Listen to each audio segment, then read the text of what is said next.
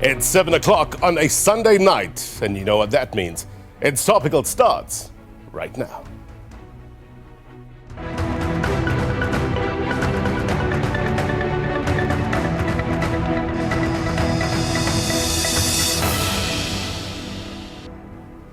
A very good evening to you, South Africa, those watching around the world. My name is Blaine Herman, and this is It's Topical, our digital audience. With us tonight, among them activists and students in the relevant fields. They will weigh in terms of some of the burning questions they have for our guests in a short while. Now, speaking about our guests, definitely the better minds on the program tonight. A familiar face, especially during the height of the coronavirus pandemic. Professor Salim Abdool Karim, director of the Center for the AIDS Program of Research in South Africa. He's joining us virtually from KwaZulu-Natal. And here with me in studio, Professor Geoffrey Setswe. He is the Managing Director, Implementation Research at the Aurum Institute. Glad to have both of them on the program. Looking forward to the discussions. Look, we had a lot of competing topics to discuss tonight, but we've decided to give World AIDS Day due regard. But it can't be a case of shout as loud as we can on December 1st and then forget about it on December 2nd. There needs to be a sustained message, shaping perceptions of HIV and AIDS, reducing the stigma of the condition, as well as clearing up misinformation. It's an important day.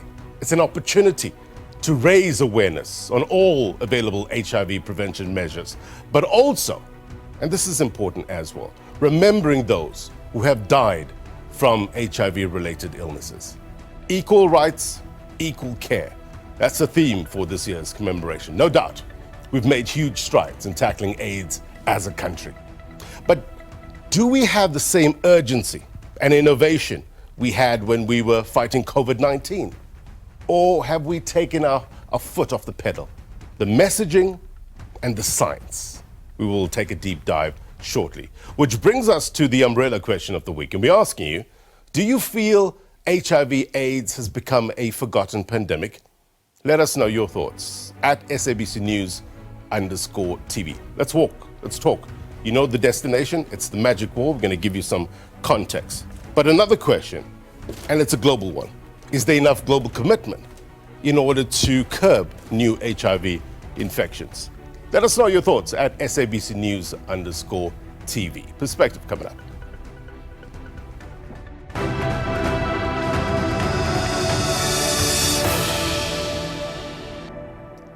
All right, let's tee up the discussions for you, what we know and why it matters. I want to bring in my guests now. Professor Salim Abdool Karim, Director of the Center for the AIDS Program of Research in South Africa, and Caprisa, Professor of Global Health at Columbia University, New York. He also serves as a special advisor on pandemics to the Director General of the World Health Organization. Professor, I'm going to stop there because reading your resume might take up the whole show, but thank you so much indeed for your time. Appreciate you.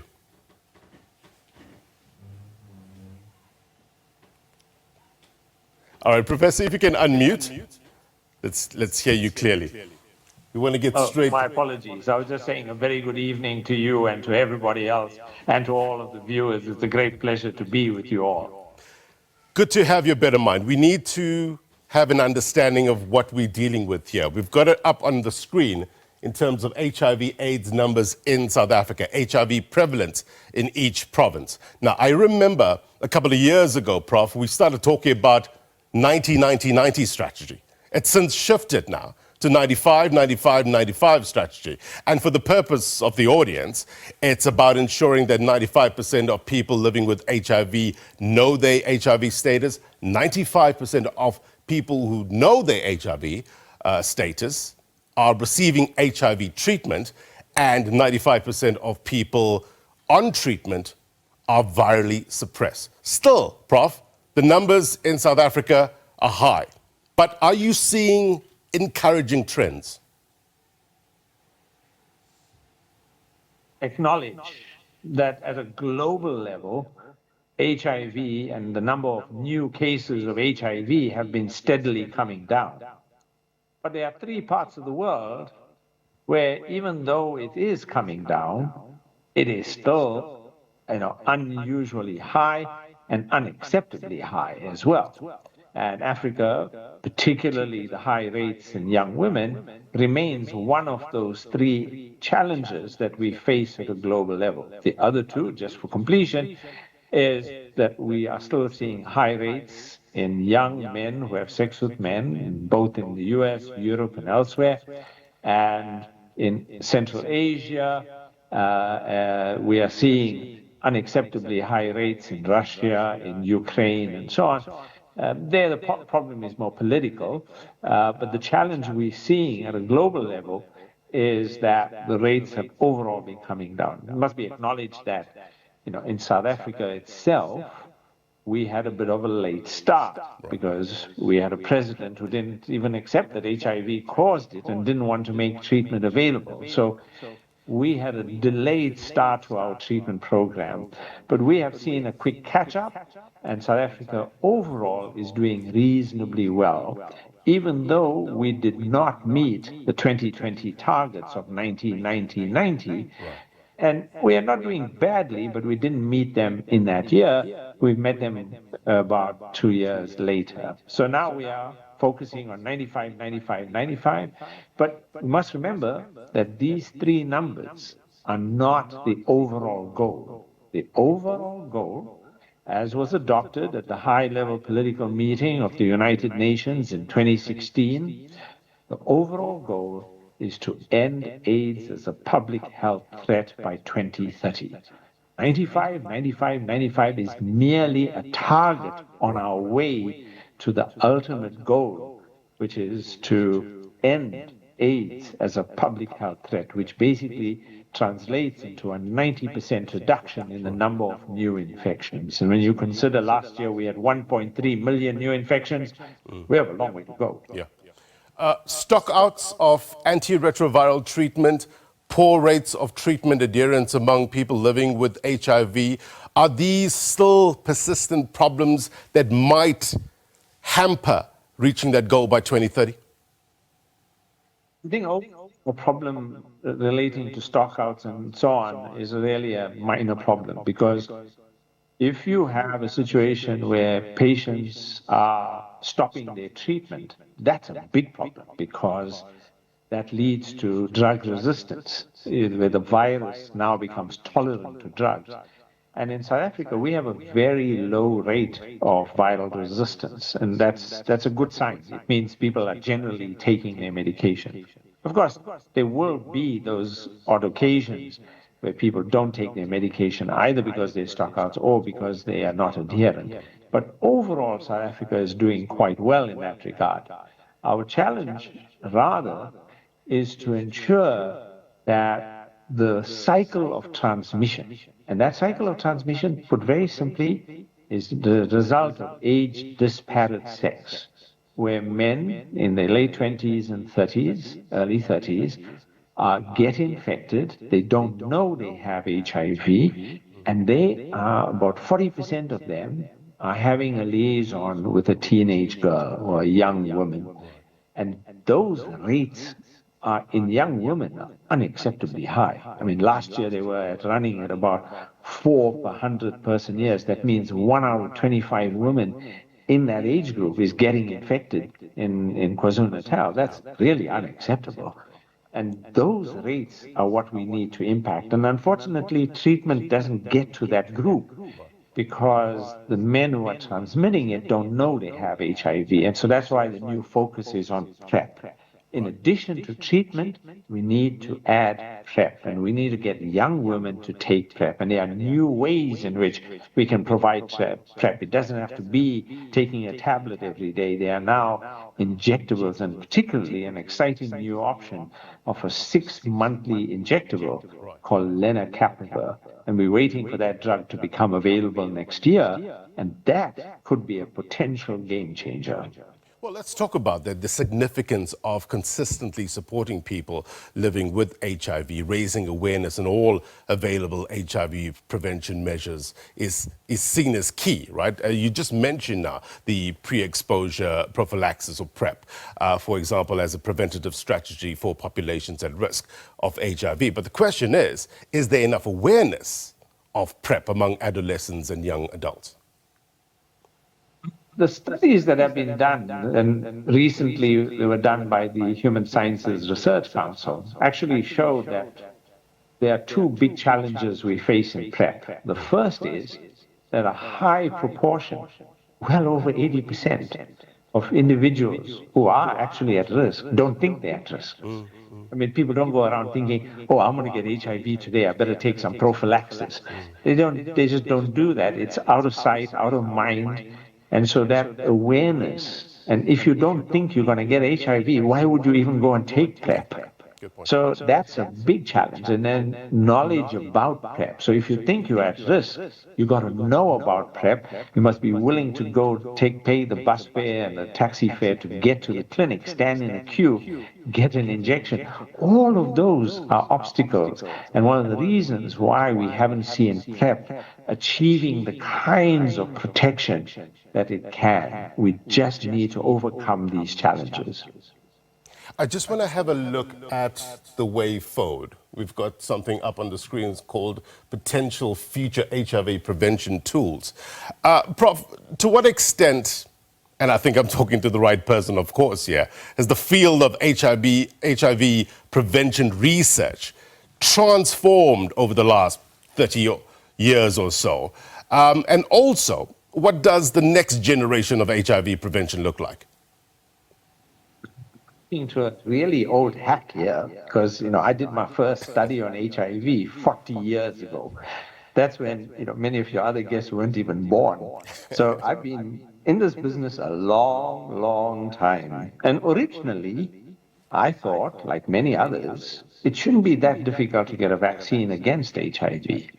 But it became very quickly evident to me. I mean, I have patents on vaccines that I've been working on for HIV. When I did my first few studies, and I realized, actually, this virus is too smart for us. Because we can't make a vaccine readily for HIV, and that's, we ultimately, I hope, will have a vaccine, but it's still a long while away. We have to use the other technologies that we have. And we have many, not just condoms and circumcision and education and so on, but PrEP, treatment, they're all very important. I'm optimistic in that I think in the next 5 to 10 years, I'm anticipating we will have a cure, because I think we're doing much better on the cure front with combinations of ART together with antibodies. So let's hope we get a cure, because we have about 40 million people living with HIV. Imagine if we could cure them. And then we can really achieve that goal. How do you react to the cynics and the critics who say that we won't get a cure because there's no money in cure, there's money in treatment? What's your response to that? There are many areas of research that we undertake where there's really no money to be made. And that's not the reason we undertake the research. Remember, drug companies, most of the medications they develop, they actually started off in academic institutions, people who weren't trying to make money, people who were just trying to do good. So I think that many of the researchers, particularly in infectious diseases and in HIV, are not driven by money, and they haven't been. They are driven by the need to protect people. And that humanitarian need is the underlying goal of much of what we do in HIV. Professor Salim Abdool Karim, thank you so much. The good professor will be staying with us for a little while longer as we try to unpack South Africa's national response to HIV. Stand by, Professor. We'll come back to you in a short while. I want to go to our regular word on the street feature now. We took to various parts of Gauteng seeking diverse insight and perspectives on this topic. And this is what people had to say. Take a look.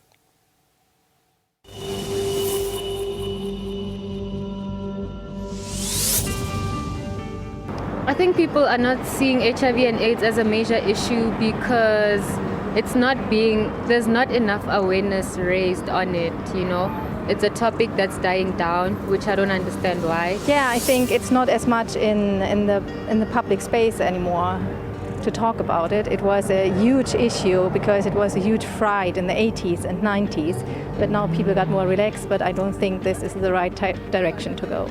It's become less important, less wind up in the mind. In other words, high alertness. It's not high alert anymore. It's something which exists. Maybe not really forgotten, but perhaps people know how or know more about it now than they did back then.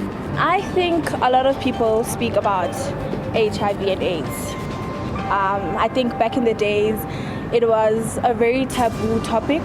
So now we're more aware of what it is and the treatment that can be offered. So I feel like HIV and AIDS is a conversation that is quite popular nowadays.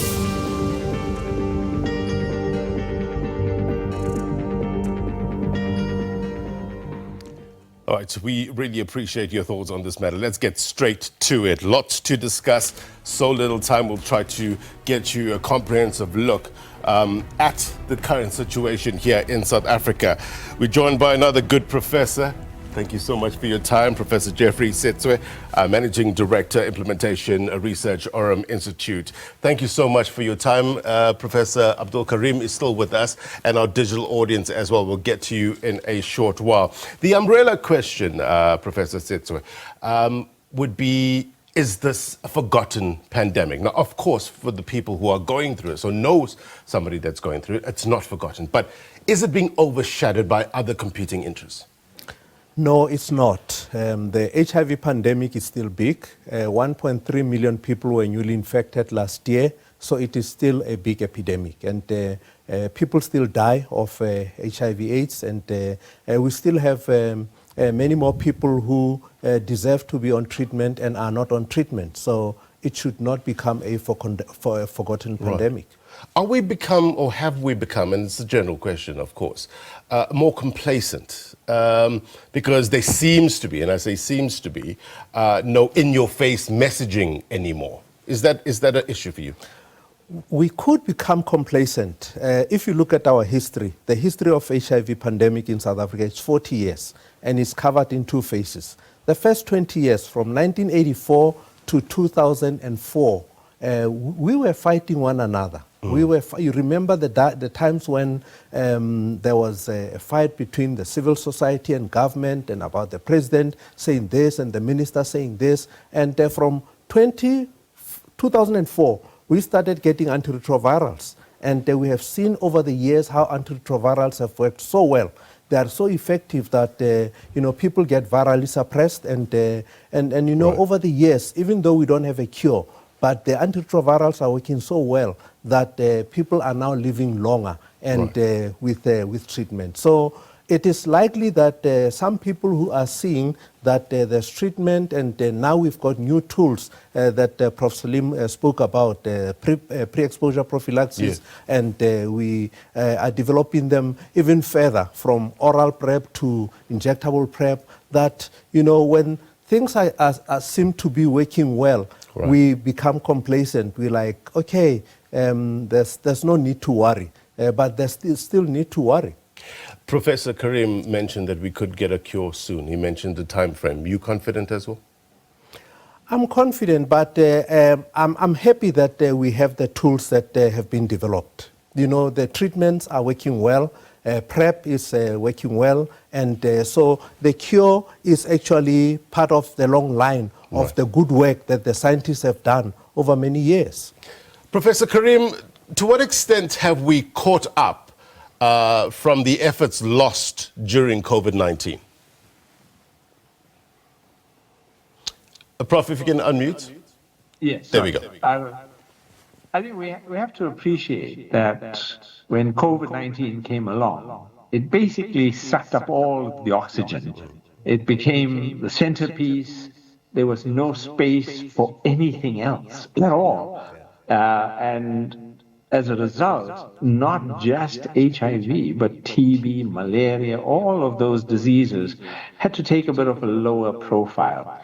And now that the COVID-19 emergency is over and it's no longer a threat, it's hard to get back to where it was before. And the reason for that is not just COVID-19, but that it's no longer a threat in that same way we used to look at it. People are not just dying anymore in the same way that we used to see it. People are still dying, but now in a way that is not that obvious, and it's not as a result of being deprived of treatments and so on. So I think we are seeing a situation where most people who have HIV can live a normal life, so it's become somewhat normalized. It's something we just live with.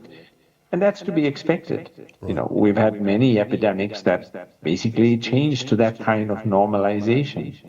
So I don't think we should be concerned about that.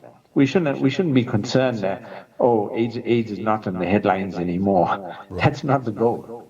The goal is to ensure that the programs that are on the ground, that are focusing on people who have HIV and those who are at risk, that those are achieving their goals. And if we're doing that, we are doing well. Right. Let's put a face to your comments, Professor. We've joined by Ozil Ndleche. Ozil, if you can unmute. Ozil, my producers tell me that you contracted HIV in your 20s. Thanks for coming on and sharing your story. Talk to us about your journey, sir. Firstly, let me acknowledge my fellow friends who are part of this panel. Prof. Karim, my comrades, Yvette, also two ladies who are part of this discussion. I think the most important part is that I think my two speakers, they've outlined where we are in terms of HIV. But I think for me, as a person who's living with HIV, and then to think where I come from, in the early days when I was diagnosed with HIV as a young person, where I had to choose life, live openly with HIV. It was the most difficult stage. And then one of the challenges was to overcome fears of disclosure in a society that was not prepared to talk about HIV. And then also to transition from a personal struggle and to become an activist and advocate for positive living back then. It was not an easy task. And then Prof spoke about how it was difficult to convince the government in that era. We had to walk on the streets and then to get petitions and then to convince our government that it is possible to provide antiretroviral drugs in our society. And it was not a difficult, it was the most difficult stage back then. But one have to say that from the almost close to 30 years, 27 years living with HIV, it means now I have to face other challenges, which is not only just about stigma, but aging with HIV, it is another challenge that I have to deal with. And I think many people who are living with HIV, who were diagnosed with HIV back then, they are facing those challenges of not dealing with HIV. You are dealing with other heart matters. Mental health is one of the biggest issues that you are dealing with when it comes to HIV. To deal with other chronic, living with HIV, today I'm not only dealing with HIV. I have to deal with BP. I have to deal with other heart conditions. So how do you do that, Ozil? It must come to a stage in a person's life where you have to have dominion over the virus and not the other way around. Talk to us about the steps that you took to get control back. I think what is most important is that is a self-awareness. That was the first step that I had to take to create awareness to myself, know who I am, deal with the internal stigma. I remember when I was diagnosed with HIV, before I actually diagnosed, I knew that I was HIV because I lost my child. When I was told without being tested, I had to deal with a fear of unknown. That difficult stage was not an easy. And then actually, for me to live up to today, it was because I had to understand that it's not for me to deal with the external forces. Right. And then obviously we need to address the issue of stigma. But it starts with you. And then for me, my journey relies on me, depends on me. And then I to understand what it means to be who I am as Ozil. What is my purpose? Right. But the most critical part is to understand, learn more about HIV. But you need to also learn beyond HIV. I'm a man of my family. I'm a father. I'm a grandfather to the family. So that responsibility keeps me moving. But understanding that HIV, as much as it exists, but there are ways to deal with it. And then the first thing is the medication. After accepting my HIV status, I have to commit myself that I am taking a medication which is a lifetime commitment. And I think that, for me, it works. And then, though there are challenges, and then perhaps one cannot to miss that point that as much as we are talking about HIV exists in our country, we are talking about PrEP, we are talking about PEP. Currently, we are talking about, which is a great campaign that we are talking about in our days, U equals U, and which is a message that speaks to how medication can benefit one who's living with HIV. One thing that I like about U equals U is that it also benefits the negative person. Yes, yes. I am married to a negative woman, and then I have learned that being on medication, being undetected, then I cannot pass HIV to my wife. Ozil, let's just pause your thought there. Thank you very much indeed. Salient points, no doubt. We need to take a quick break. When we come back, I want to talk about the theme, equal rights, equal care. What does that mean in the current context? We appreciate Ozil pulling back the curtain, giving us an insight in terms of his journey. We'll talk more in a short while. Stay with us.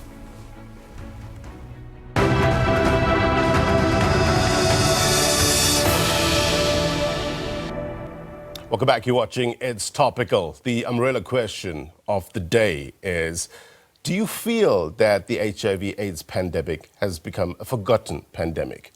Let us know at SABC News_TV. We'd love to hear your thoughts on this matter. And I say, it can't be a conversation only for today. It needs to carry on. There needs to be a sustained message in order for us to get to that better place we always talk about. Professor Geoffrey Setswe is with me.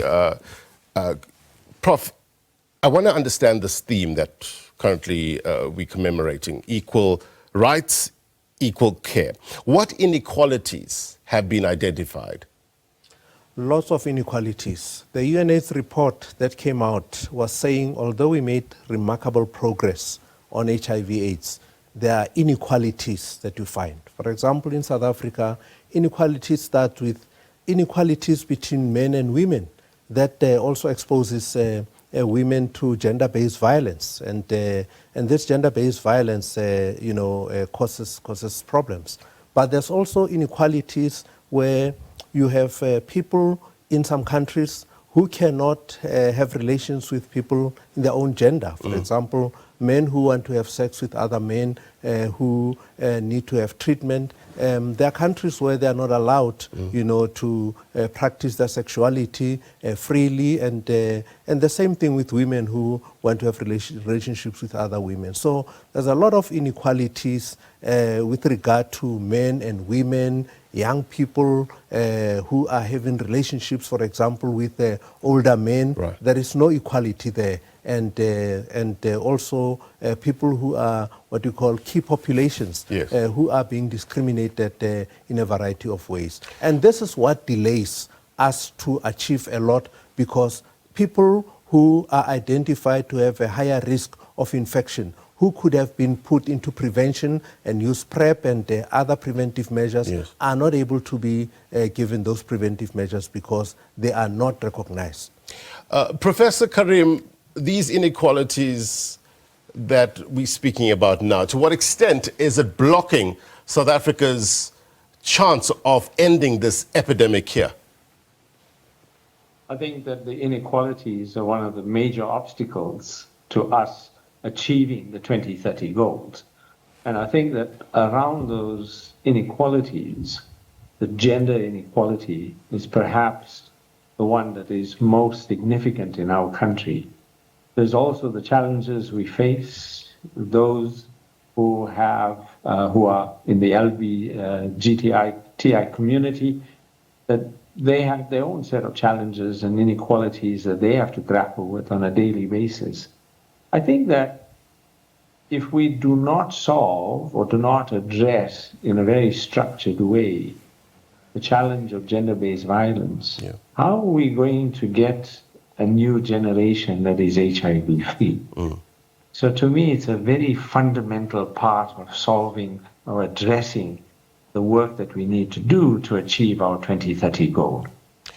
Yvette, you are the co-founder of the new Advocacy for Prevention of HIV and AIDS in South Africa. As an activist on the ground, how are these inequalities manifesting on a daily basis?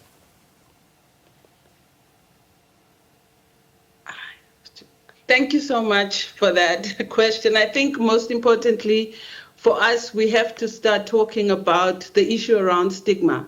Many people still face stigma in their communities, by their governments. And unless we deal with the issue of stigma, we are really not doing anything about that. In the realities on our communities, people are aware of HIV and are working towards understanding HIV prevention. We've come a long way with the issue around treatment. We've come a long way with some of the challenges that we face for people living with HIV and as people living with HIV. But now we have a new challenge. I think Prof mentioned some of the medications. Both Prof Salim and Setswe mentioned about the HIV prevention methods, the pipeline and what it looks like. What we are seeing is that we are not getting to the numbers of people we'd like to prevent from getting HIV because somehow we are spreading a message that it is a certain person that gets HIV. We are talking about the risk profile. But as long as you are having sex, you are at risk of getting HIV. And if you are not using a condom, if you are not using PrEP, if you are not using PEP, if you are not using any of the methods that are available currently, you are at risk of HIV. So I think we need to change that notion. I think, Prof, we are getting back to the old times where we still have to say this, I don't look like HIV. HIV does not look like me because anybody has a chance of getting HIV. Our other big challenge that we are facing is children still being born with HIV. Right. We are still seeing a number of children still being born regardless of the EMTCT and the PMTCT programs, which means we need to diversify how we do these things. And maybe some of the new HIV research can help us with that, like vaccines, like BNEBs, and young people. I think it was Prof Setswe that touched on that around the issue of young people still getting infection more than their counterparts who are men, who are young boys. So we are sitting with the challenge that young girls are having sex with men older. However, we are not doing any targeted programs to these men. What we are rather doing is targeting young girls in the universities, targeting them, but we are not targeting the men that comes to the universities. Right. We are not targeting the men who rape 11-year-olds. We are not targeting the fathers who are having sex with their own children. So we are really, really a country in denial when it comes to the very role of toxic patriarchy in our country and in our homes. Right. Another thing, we do not have political will to prevent HIV. Why do I say that? Is exactly, we have not heard any person who matters politically talk about the prevention of HIV, and that is the way we should go. A Right. lot of people are on treatment. The numbers that we are seeing that are going down is the burden of people like myself, like Ozil, like everyone living on HIV or living with HIV and are on treatment. We are the ones that are bringing the numbers of people living with HIV down Right. in the country. We don't have enough people on PrEP, on all the medications that are currently available. Not enough people are using a condom for us to see a real difference. And I think those are some of the things that Yvette. we really, really need to look at. Thank you so much. Thank you so much. Nsako, you are a final year med student, I understand. Are you seeing whatever Yvette has mentioned, what Yvette has mentioned, are you seeing that on the ground? What are you being taught in terms of the approach to this disease? Good evening. Thank you for your question. So, as a final year medical student, we normally see people who have already been diagnosed with HIV and are living with it. The great thing that we do see is that those who are living with the disease have started taking the treatment and are actually on a downward trend towards being undetectable. However, we are taught that we should encourage everyone to test. I just don't know if it just doesn't seem as if everybody is testing willingly, especially the young people. Young people don't seem to believe it's a risk for them. Is that your experience as well, Katlego? I understand you also are a final year med student. Yes, I also agree with Nzako. A lot of the people who are being reached by the initiatives that are in place right now, people who are already living with the virus. However, a lot of people who aren't living with the virus don't get tested, and it seems as if they don't get information about the virus and how to prevent it, they don't. Right. Agree. Right. Tati, your thoughts? If you can unmute, Tati. Good evening, thank you. There you go. My thoughts, I'd have to agree with the two young women who are in their final year of medicine and say that there is a move away from young people caring about their HIV status and about their sexual and reproductive health. I think that we can definitely say that HIV has become a forgotten pandemic, especially post-COVID. And I think that we are seeing we're seeing a reversal of all of the progress that was made, particularly by government. We're not seeing political will anymore. We've seen the death and we've forgotten the greater social and cultural movements that we had with shows like Soul Buddies that were educating us. There has been a lack of political educational campaigns, and we can definitely attest some of this to a misuse of funds when we look at our Department of Health and our Department of Education, who are constantly facing budget cuts, right? Yes, so I would agree with the two young women. Well, that's an interesting point, Professor Karim, with regards to funding. According to UNAIDS, South Africa has one of the largest domestically funded HIV and TB programs. I understand it's about 80% of the AIDS response fund is funded by the national government. But are you concerned? Do you worry about the sustainability of such funding? Seen at a political level, from the president to the Minister of Health, they've always been consistently supporting the work that's been done on HIV. So I'm not particularly concerned at this point that there's any risk to that funding. I think the bigger problem is that overall the fiscus is not growing. And so that pot needs to grow, and it can't grow because the amount that we get in taxes is not enough. And on top of all of that, a large amount of the money that's in the health system is not going to doing what it's supposed to be doing. It's going to lining people's pockets. And that level of corruption means that there's less money available to do the important things like buy drugs and tests and so on.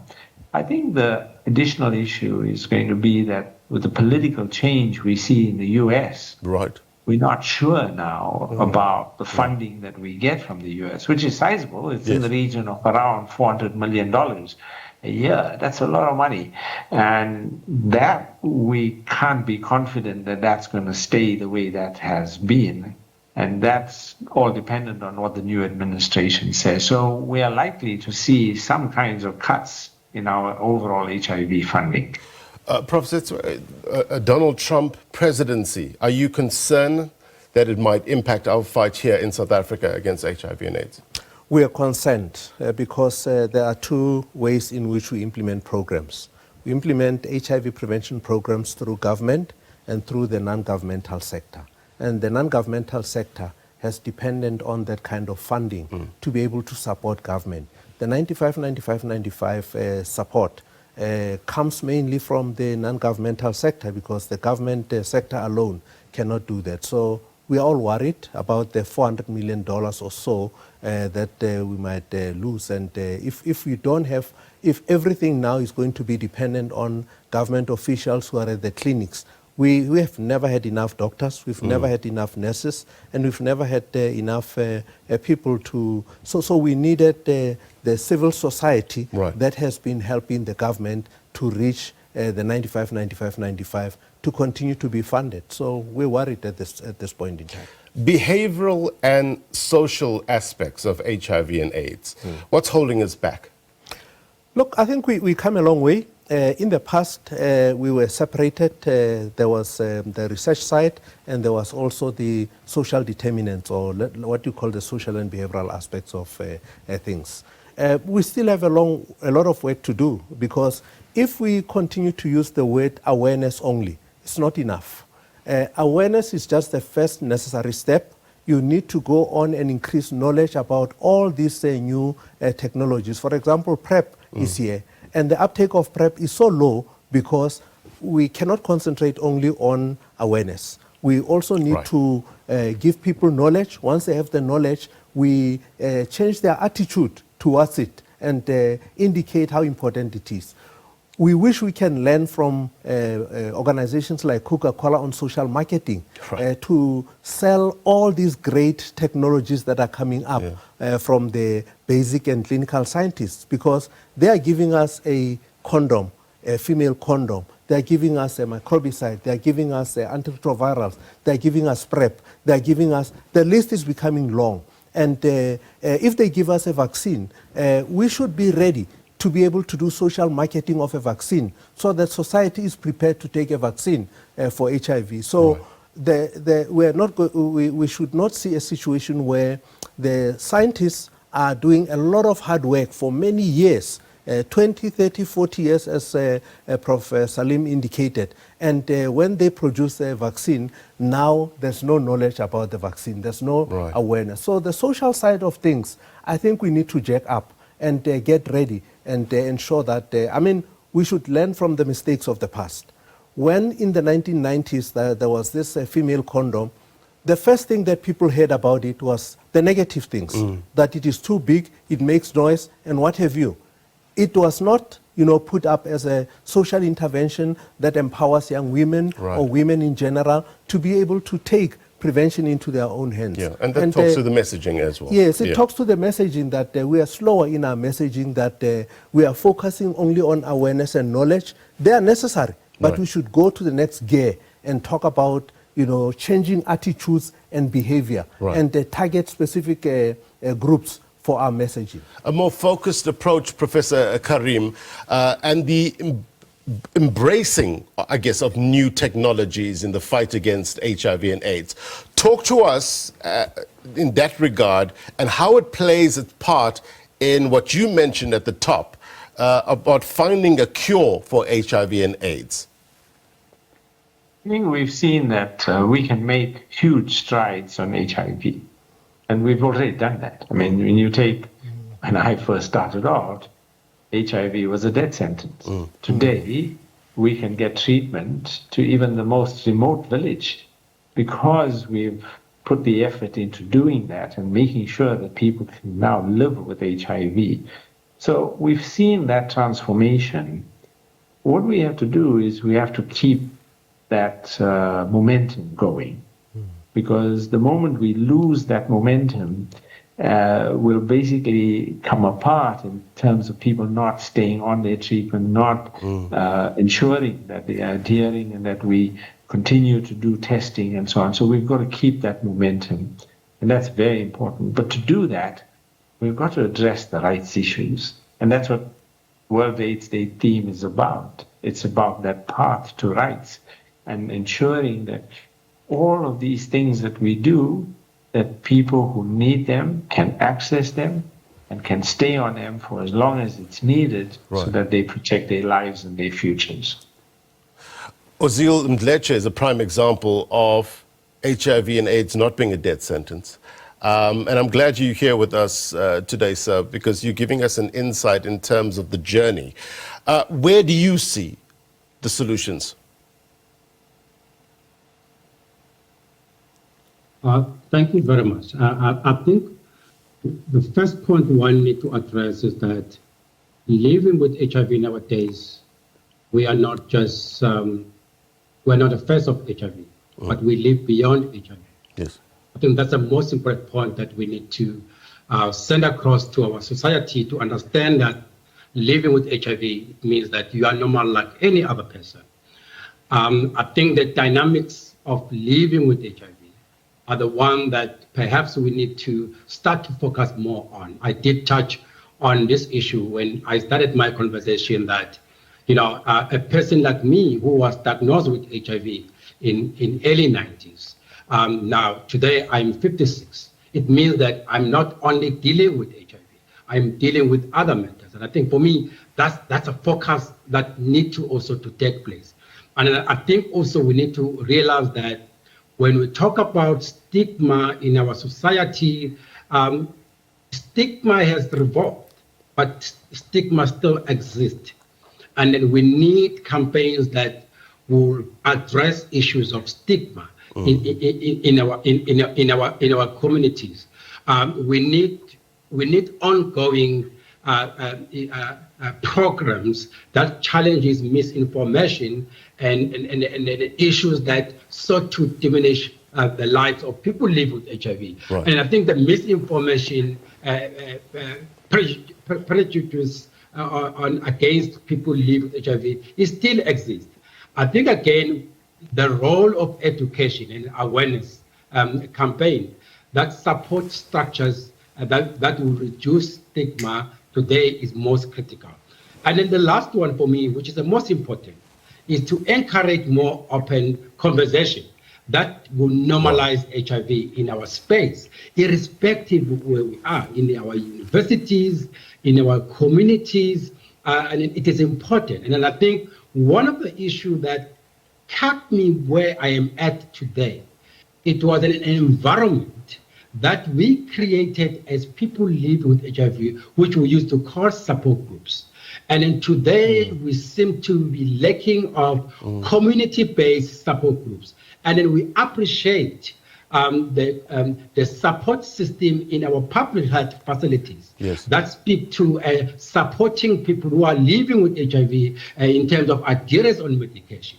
But what we are saying is that the facility on its own, it can also be a barrier for people to take medication because the stigma within our facilities. It means that we need to find a way, how do we blend our supporting structures, is either in a public health facility, also in a community, because we are able to work with organizations that, such as the organization of UVET and many other organizations in our community that work in the community. And then the last one, which I would like to also perhaps to mention in this conversation, is the capacity building of people living with HIV. The mentoring program for people living with HIV. We cannot, at this age, keep talking about ARVs. And then ARVs are there, and then we are happy that there is a medication in our facilities. But as long as we do not empower those who are taking medication, will continue to default. Remember, right. there are challenges as we continue taking medication. The long term of taking medication come with its own burden. Yes. And it means that to get a program and an initiative that empowering people living with HIV in our communities. And I've been saying this even today in a program that I attended, to say there is a movement that speaks to say we need more support group structure. Right. Let's talk to Yvette about that. I mean, of course, we need to make conversation part of the cure, Yvette. Give us some practical examples of how we can change up the game, how we can improve things on the ground. I think most importantly is that Ozil has mentioned that there are community groups, there are community organizations that are working around the clock to translate what Prof. Salim and Prof. Setswe are saying to our community so that they are ready to participate in trials. Our big challenge is then these medications becoming available to those who need them. That is one of the biggest challenges. Another challenge that we have, and another thing that we do, is work with communities not only in our countries but also globally and in the region, so that we advocate for these medicines not to become available, but ready our communities to be able to take up these medications. I think one of the elephants in the room is the issue around education via our government. Our government has not, they give the treatment in the clinic. You can go to a clinic, you find it. You can go to a clinic and find PrEP. However, I have not seen an advertisement that says, if you want to prevent yourself from HIV, we have two young people here, Katlego and Tati, as well as Ntako, saying the information is not there. They are expecting political leadership. They're expecting a government advert that says, go to your clinic, there is medication there that will prevent yourself from HIV. I think the new HIV prevention methods is the biggest secrets our governments are keeping. I don't know, are they scared? Will we not be able to afford them? What is the reason for us not telling South Africans where to pick up PrEP and making it available?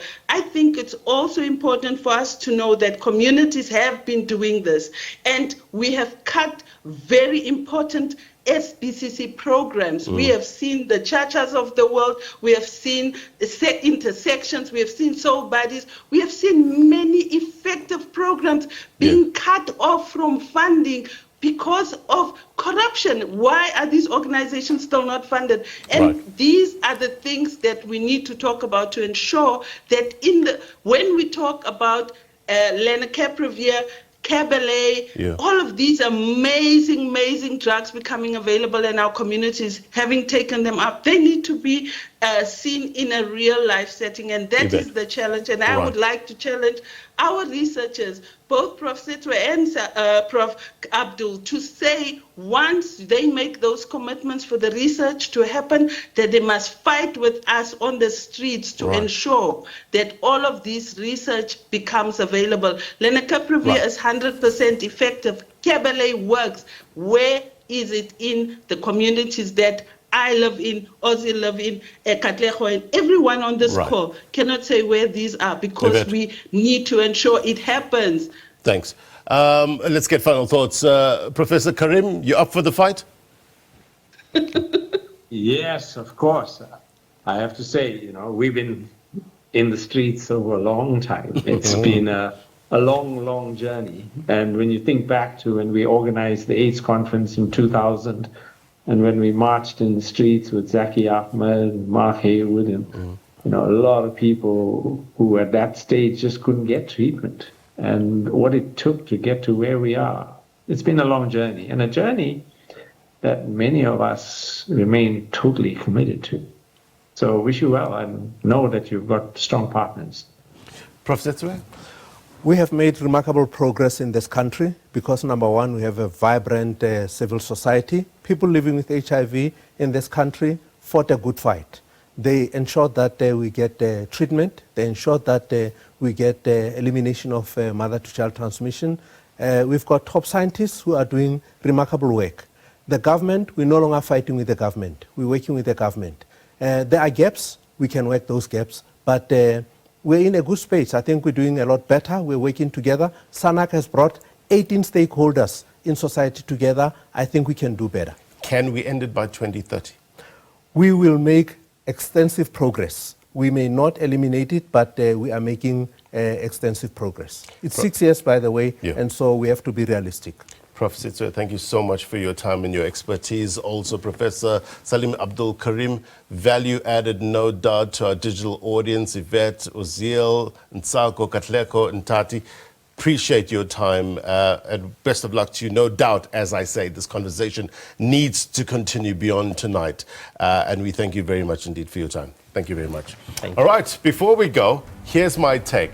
Look, if COVID has taught us anything, it is the need to effectively juggle more than one ball at a time, right? Dropping the ball in the fight against HIV and AIDS is not an option. We've come too far. We've made too many strides. Still, many lives depend on our commitment as a country to keep fighting until we eradicate this disease. Perhaps another carry forward from the coronavirus pandemic was the energy and the urgency to fight back, right? The determination and the innovation that brought us out of it. HIV and AIDS is not going to go away simply because we're tired of it. Fatigue doesn't equal progress. So let's continue to put purpose to pain by innovating for national gain. And that's my take. If you miss anything on this program, be sure to watch this episode of It's Topical on YouTube. Trends Travel is up next. If you're watching a repeat of this program, then as always, the news continues. Until next week, my brothers and sisters, take care. Bye-bye.